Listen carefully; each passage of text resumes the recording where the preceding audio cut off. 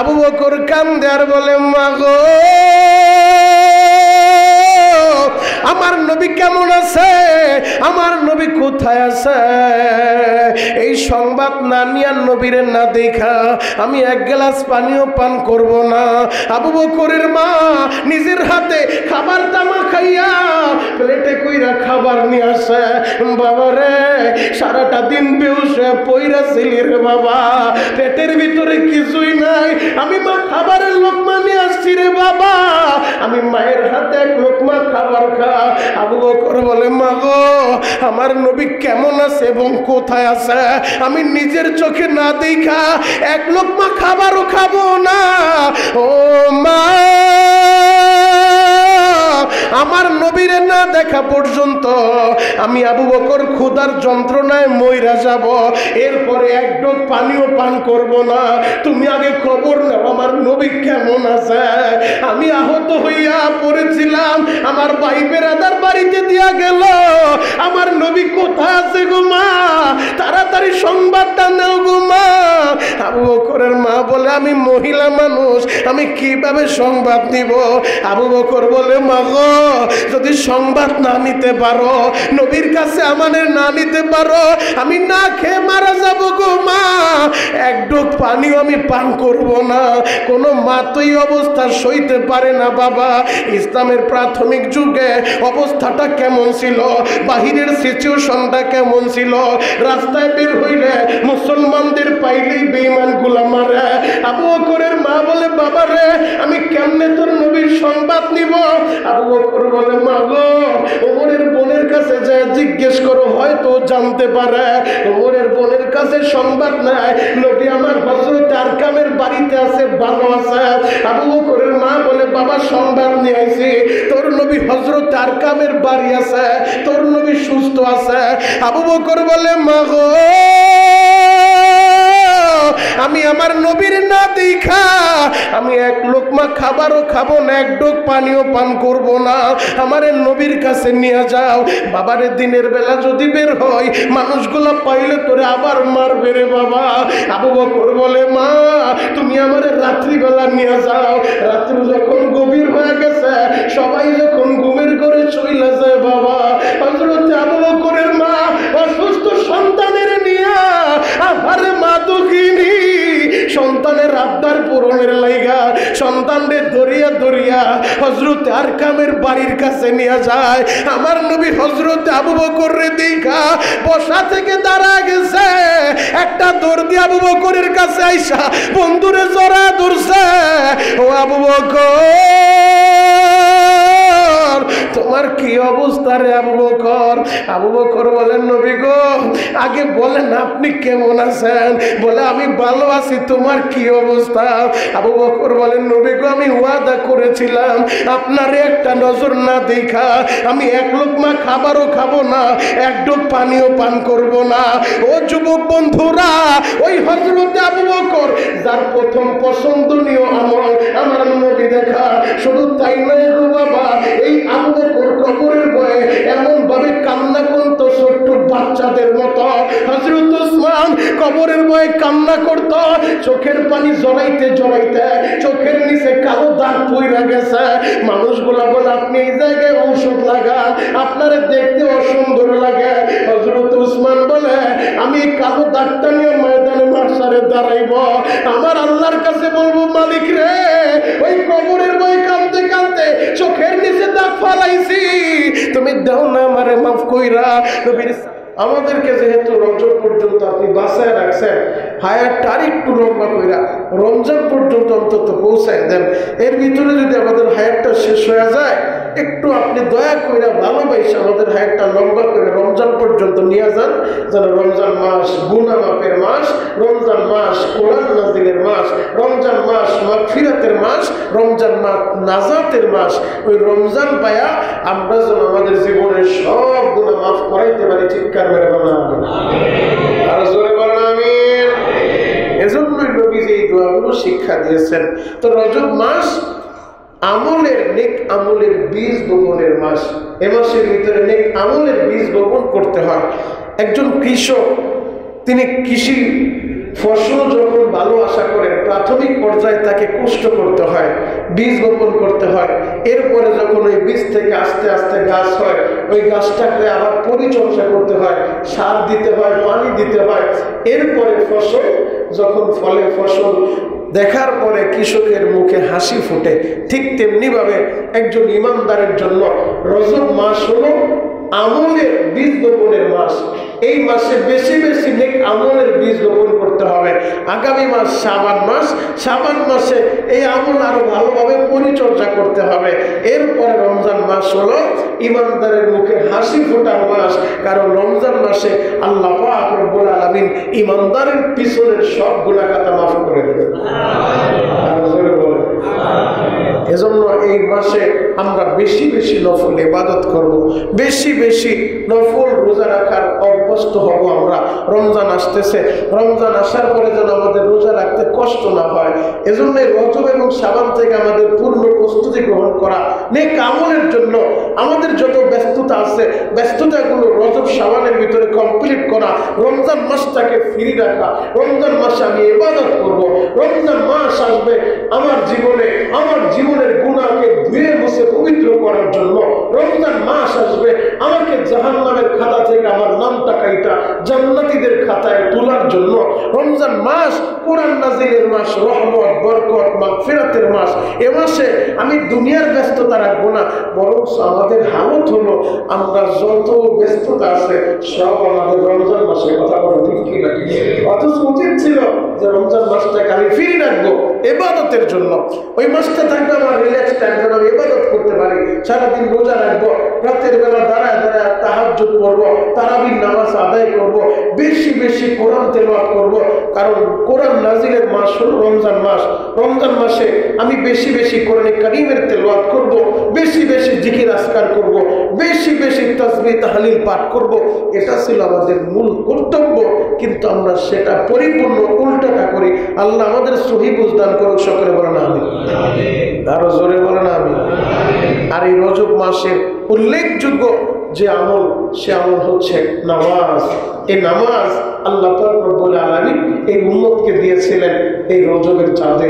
এই রজবের চাঁদে আল্লাহ পাক রব্বুল আলামিন তার হাবিবকে 7 আসমান পাড়ি দেওয়া একেবারে চূড়ান্ত পর্যায়ে আরশ আজিম আল্লাহ পাক রব্বুল আলামিন নিয়ে গিয়েছেন।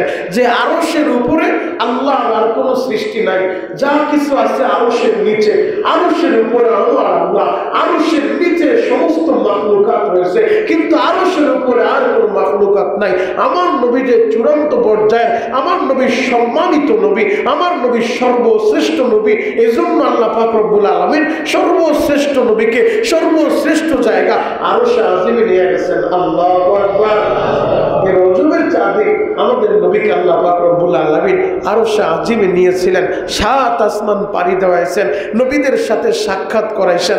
সুবহানাল্লাযী আসরা বিআবদিহি লাইলাম মিনাল মাসজিদিল হারামি ইলাল মাসজিদিল আকসা। আমাদের নবীকে মসজিদে হারাম থেকে আল্লাহ পাক রব্বুল আলামিন মসজিদ আকসা বাইতুল মুকাদ্দাসে নিয়ে গেছেন। বাইতুল মুকাদ্দাসে নিয়ে আমাদের নবীর উপস্থিতিতে সমস্ত নবীদেরকে রাইখা, সমস্ত পয়গম্বরদেরকে উপস্থিত কইরা আমার নবীকে ইমামের মুসল্লায় দাঁড় করা, আমার নবীর মাধ্যমে ইমামতি করা আমাদের নবীকে ইমামুল মুরসালিন বানাইছেন। আল্লাহু আকবার। আমাদের নবী সর্বশ্রেষ্ঠ নবী।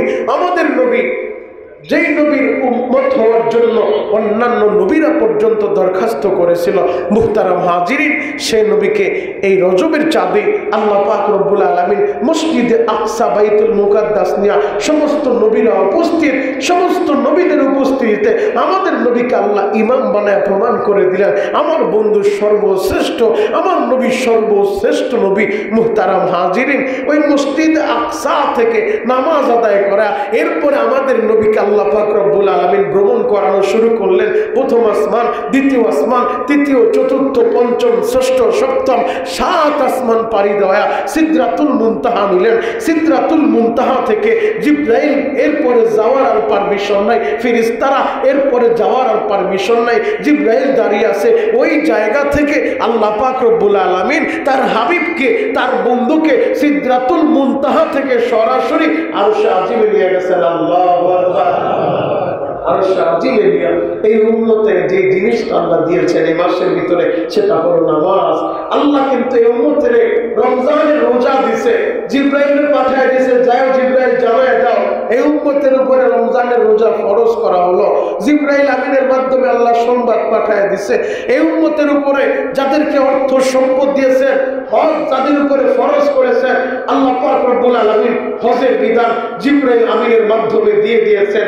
আল্লাহ পাক রব্বুল আলামিন তায়াম্মুমের বিধান জিব্রাইল আমিনের মাধ্যমে দিয়ে দিয়েছেন। আল্লাহ পাক রব্বুল আলামিন যাকাতের বিধান জিব্রাইল আমিনের মাধ্যমে দিয়ে দিয়েছেন। কিন্তু একটা মাত্র আমল, যেই আমলটা আল্লাহ জিব্রাইলের মাধ্যমে দেন নাই, আল্লাহ কারো মাধ্যমে সংবাদ পাঠান নাই, স্বয়ং রব্বুল আলামিন তার হাবিবকে নিজ বাড়িতে আরশ আজিমে দাওয়াত কইরা নিয়া তার বন্ধুর উপস্থিতিতে রাইখা সরাসরি এই উম্মতের উপর আল্লাহ নামাজ ফরজ করছে। আর জোরে বলেন নামাজ নাই আপনাদের মনটা খারাপ? সুবহানাল্লাহ, নামাজ নাই আবার বলি কারণ সুবহানাল্লাহ নামাজ হবে ইনশাআল্লাহ। আল্লাহ পাক রব্বুল আলামিন হজ, যাকাত, রমজান যত ইবাদত আছে জিব্রাইলের মাধ্যমে সংবাদ পাঠাইছে।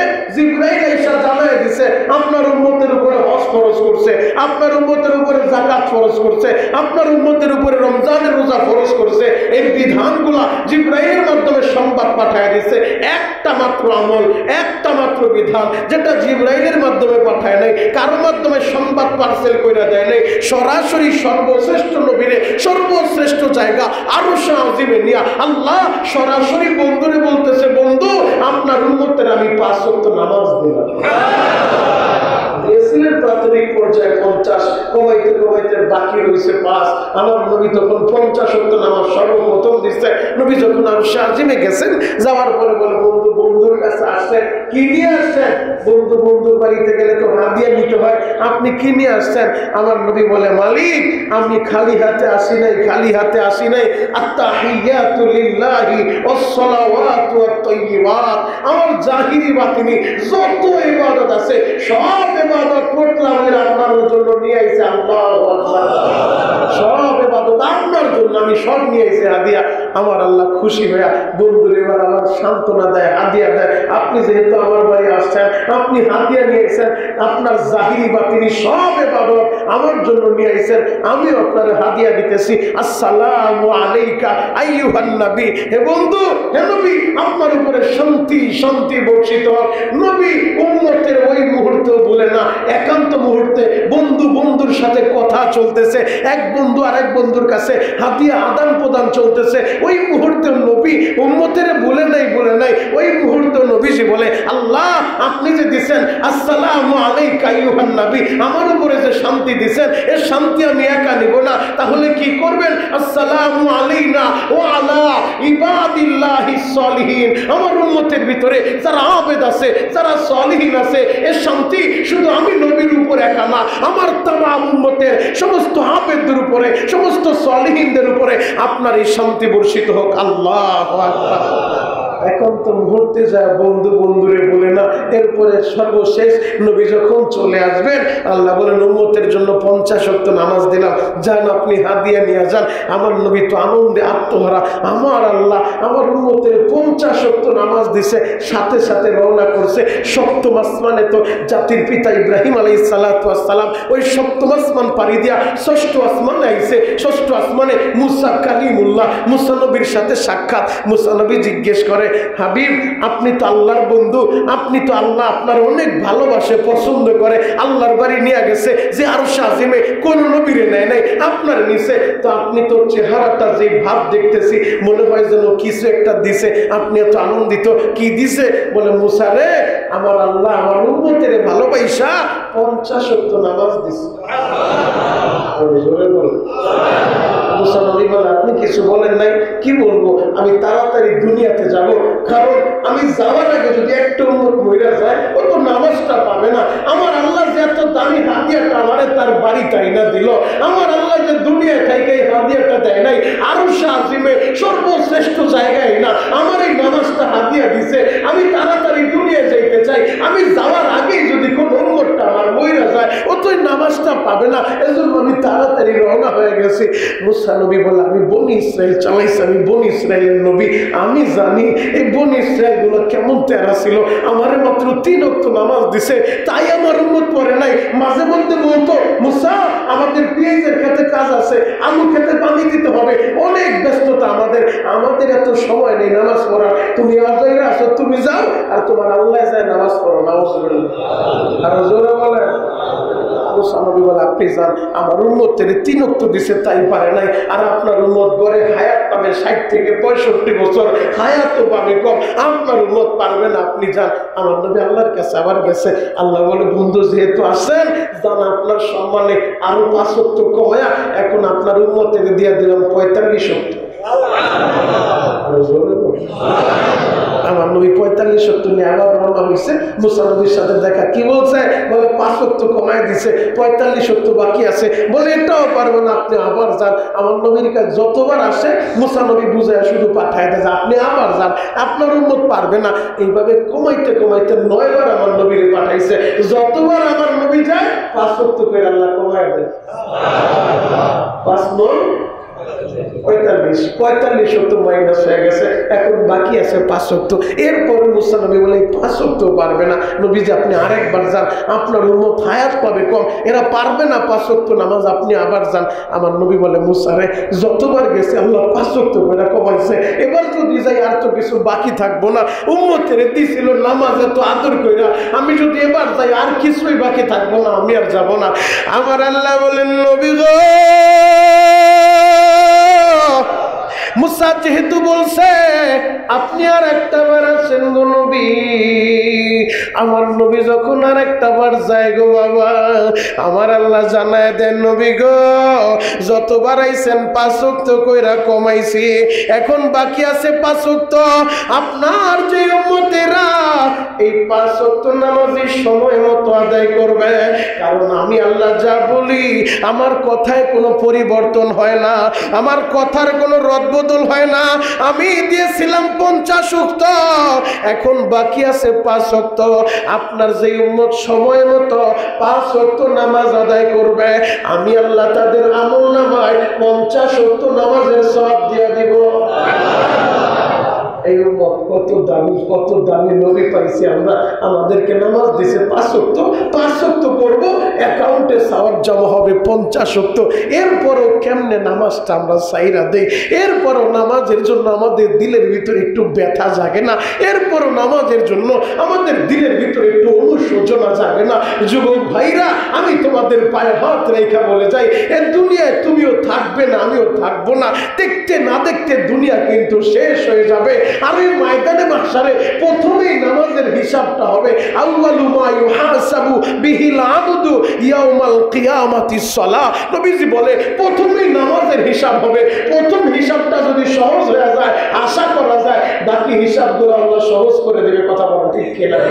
আর যদি প্রথমবারই ধরা খেয়ে যায়, প্রথম হিসাবে যদি আটকে যায়, তাহলে সামনে আর অগ্রসর হওয়া যাবে না। পরবর্তী বিপদগুলা, পরবর্তী পদক্ষেপগুলা আরো আমাদের জন্য কঠিন হয়ে যাবে। এজন্য আল্লাহর কাছে দরখাস্ত দেন, মাওলা হে আমাদের হিসাবগুলো সহজ করেন, বিনা হিসাবেই আমাদেরকে জান্নাতের ব্যবস্থা করবেন। চিৎকার মেরে না আমিন। কারণ হিসাব চাইলে হিসাব দেওয়ার ক্ষমতা আমাদের কারো নাই, কারো নাই। আল্লাহ দয়া করে ভালোবাসা আপনার নবীর খাতিরে, আপনার বন্ধুর উম্মত আমরা এই খাতিরে আমাদের সবাইরে আপনি বিনা হিসাবে মাফ করে দেন। চিৎকার মেরে না আমিন। আমিন।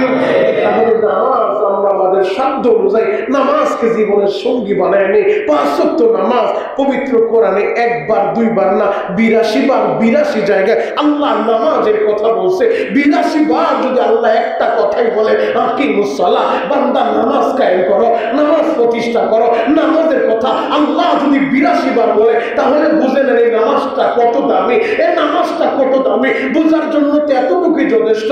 আল্লাহ তো হজ ফরজ করছে, আর শাহিমে নিয়ে তো হজ ফরজ করে নাই। আল্লাহ তো যাকাত ফরজ করছে, আর শাহিমে নিয়ে তো যাকাত ফরজ করে নাই। আল্লাহ তো রমজানের রোজাটাও ফরজ করছে, আর শাহিমে নিয়ে তো রমজানের রোজাটা আল্লাহ ফরজ করে নাই। আল্লাহ যত বিধিবিধান দিছে, নেক আমলের কথা বলছে, কোন আমলের কথাই আর শাহিমে নিয়ে বলে নাই, শুধু নামাজটা দিল আর শাহিমে নিয়ে। এবার বুঝলেন এই নামাজটা কত দামি, সেটাও যদি মেধার ভিতরে না ঢুকে, মাথায় না ঢুকে,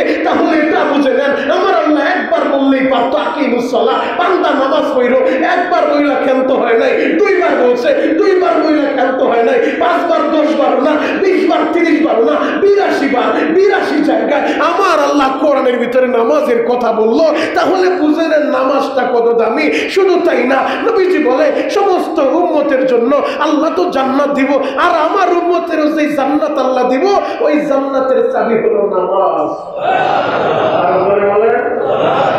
আপনার ফ্লাইটের ভিতরে আপনি ঢুকবেন, বাসায় ঢুকবেন, যদি চাবি সাথে না থাকে কেমনে ঢুকবেন? এজন্য জান্নাতের চাবি হলো নামাজ।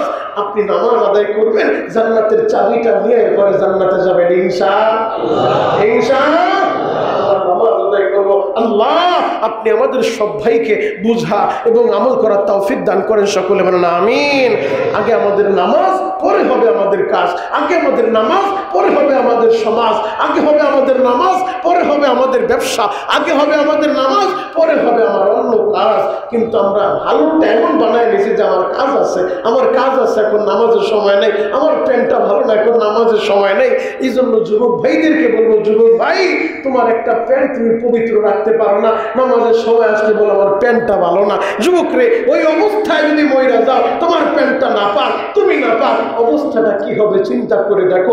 মুমিনের হালত তো হলো, মুমিন অল টাইম মৃত্যুর জন্য রেডি থাকবে। আজরাইল কখন আসবে আমার জানটা বের করে নিয়ে যাবে, আমি অল টাইম রেডি আছি, অল টাইম মৃত্যুর জন্য প্রস্তুত আছি। যুবক ভাইরা, আল্লাহর নবীর সাহাবীরা পর্যন্ত মৃত্যুর কথা স্মরণ কইরা কবরের ভয়ে চোখের পানি জড়াইতো। আর আপনার আমার হালত হলো মরার কথা আমাদের স্মরণ হয় না। যদি মরার কথা স্মরণ হইতো তাহলে তো আমি আমার আরেক ভাইয়ের উপরে আমি জুলুম করতে পারি না। যদি মরার কথা, কবরের কথা আমার স্মরণ হইতো তাহলে তো আমি আরেক ভাইকে অন্যায়ভাবে তার সম্পত্তি আমি দখল করতে পারি না। যদি কবরের কথা আমাদের স্মরণ হইতো তাহলে তো আমি অবৈধ পন্থায় টাকা ইনকাম করতে পারি না। যদি কবরের কথা আমাদের স্মরণ হইতো তাহলে আমরা ব্যভিচারে লিপ্ত হতে পারি না। এজন্য কবরের কথা স্মরণ করতে হবে। এই উম্মতের ভিতরে সবচেয়ে দামি যে মানুষটা নবীদের পরে হযরত আবু বকর রাদিয়াল্লাহু তাআলা, সেই সিদ্দিক আকবর, হযরত আবু বকরের এক রাতের ইবাদত। হযরত ওমর বলে, আল্লাহ নবী বলেন আমার तमाम উম্মতের সমস্ত নেক আমল যদি এক পাল্লায় রাখা হয়, আর আমার আবু বকরের এক রাতের ইবাদত, ওই হিজরতের রাতে যে আমার সাথে গুহার ভিতরে ছিল, ওই এক রাতের ইবাদত যদি এক পাল্লা রাখা হয়, আমার तमाम উম্মতের নেক আমলের চাইতে আমার আবু বকরের এক রাতের নেক আমল দামি হয়ে যাবে। সুবহানাল্লাহ বলেন।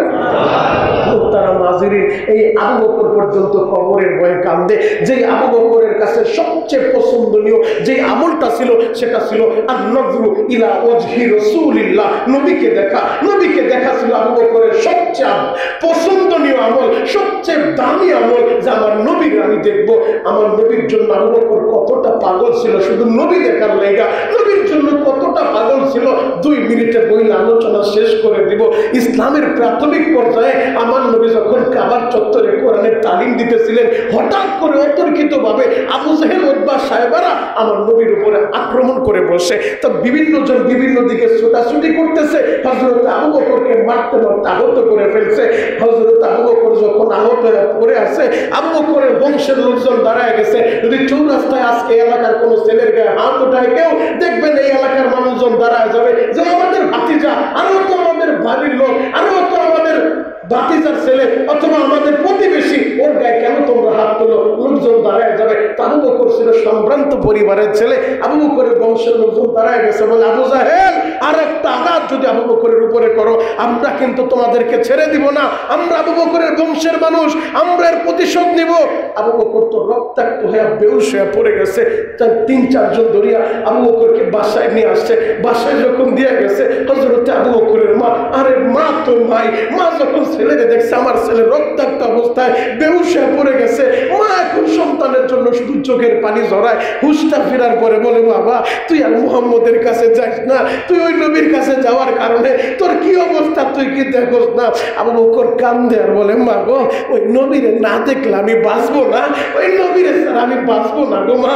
আবু বকর বলে, মা গো আমি অঙ্গীকার করলাম, আমি তো যখন আমার উপরে অতর্কিত ভাবে হামলা করছে ওই জায়গায় আমার নবীও ছিল, আমার নবী কেমন আছে তুমি কি বলতে পারো? বলে, তোর নবীর খবর তো আমি জানি না, তোমার এই কয়েকজন দইরা বাসায় দিয়ে গেছে, তোমার নবী কোথায় আছে কেমন আছে আমি তো জানি না।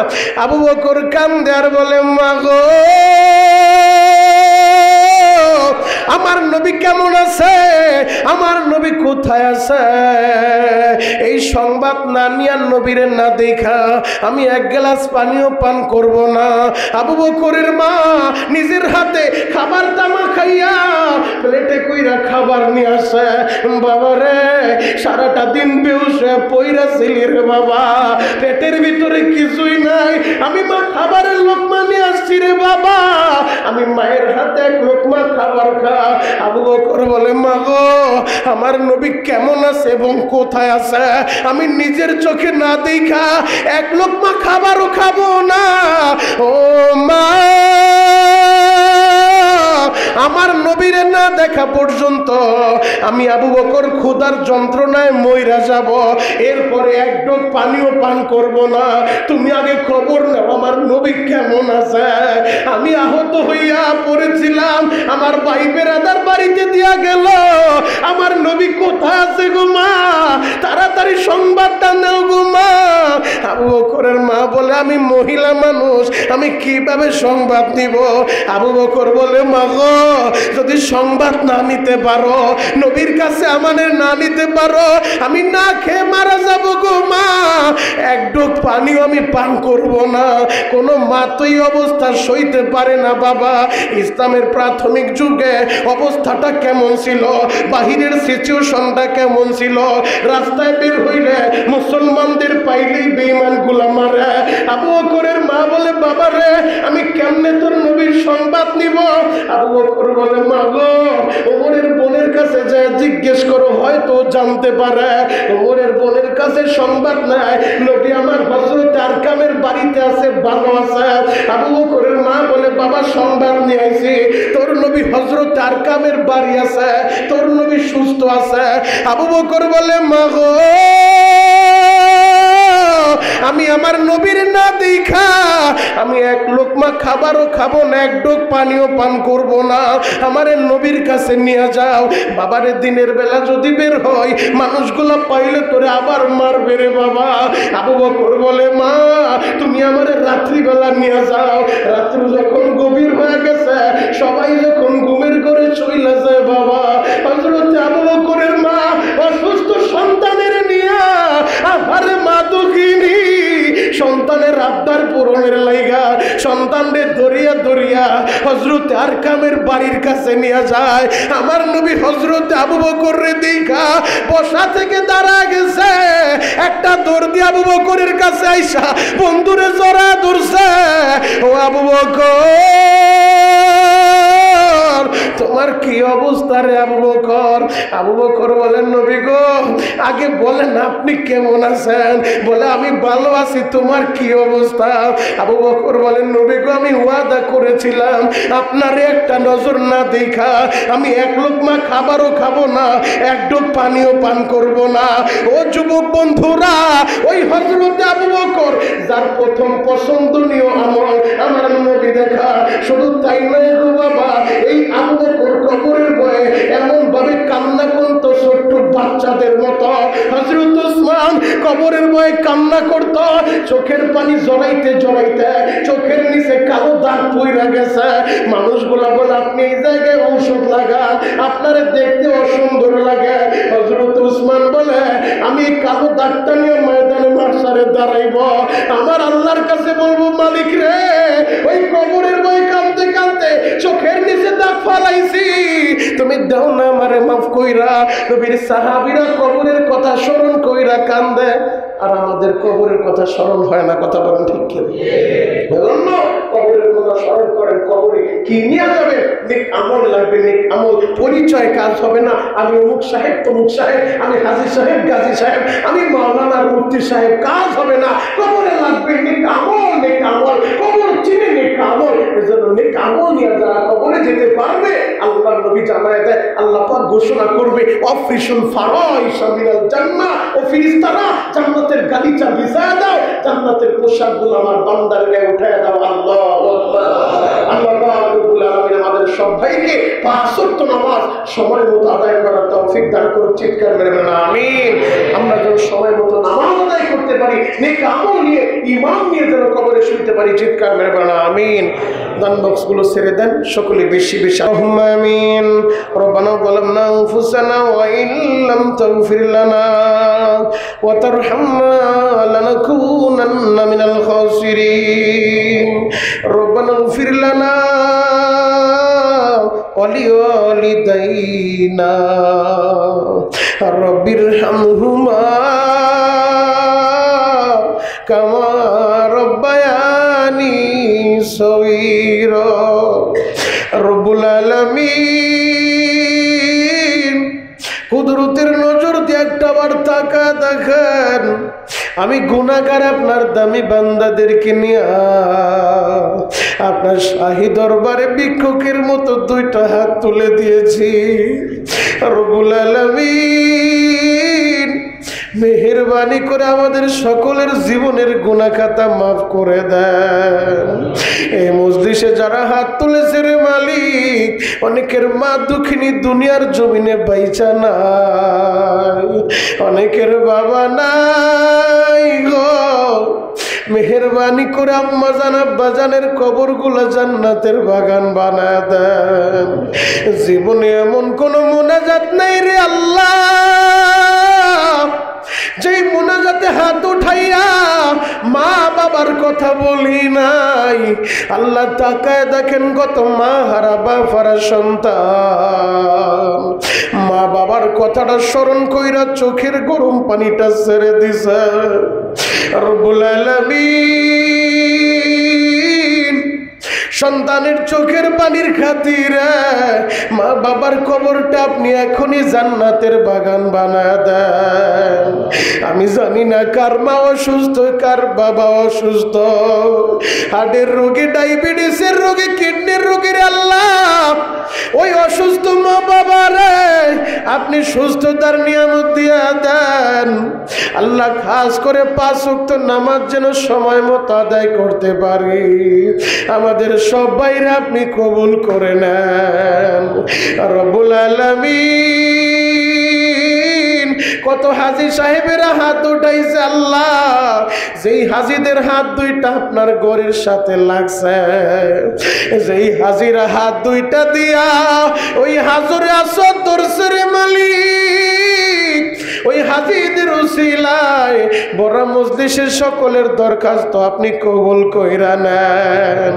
আল্লাহ মুফতি পরিবারের মুরব্বী যারা মারা গেছে তাদের জন্য দোয়া চাইছে, মেহেরবানি করে মুফতি পরিবারের মুরব্বীদের কবর জান্নাতের বাগান বানায় দেন। আল্লাহ মুফতি নাফিস সাহেব দেশের বাড়িতে আসছে রে আল্লাহ, আপনার বান্দারে সুস্থতার সাথে দীর্ঘ নেক হায়াত দিয়া দেন, মা বাবার খেদমত কইরা জান্নাত কামাই করতে পারে কবুল করে নেন।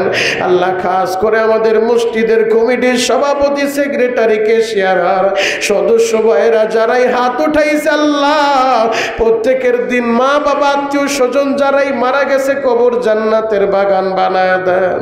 আল্লাহ খাস করে আবু সালেম চৌধুরী ভাই আসছে, তাকে আপনি কবুল করে নেন। আল্লাহর যে যেই নিয়েতে দোয়া চাইছে সকলের দিলের নেক মাকাসাদগুলো আপনি পুরা করে দেন। আল্লাহ গত কয়েকদিন আগে আপনার যেই বান্দি মারা গেছে কবরটা জান্নাতের বাগান বানায় দেন। আল্লাহ খাস করে আমরা যেন সমস্ত গুনাহ থেকে বাইচা থাকতে পারি কবুল করে নেন। আল্লাহ যারা হাত উঠাইছে আমাদের একবার হলো মক্কা মদিনা জিয়ারত নসিব করে দেন।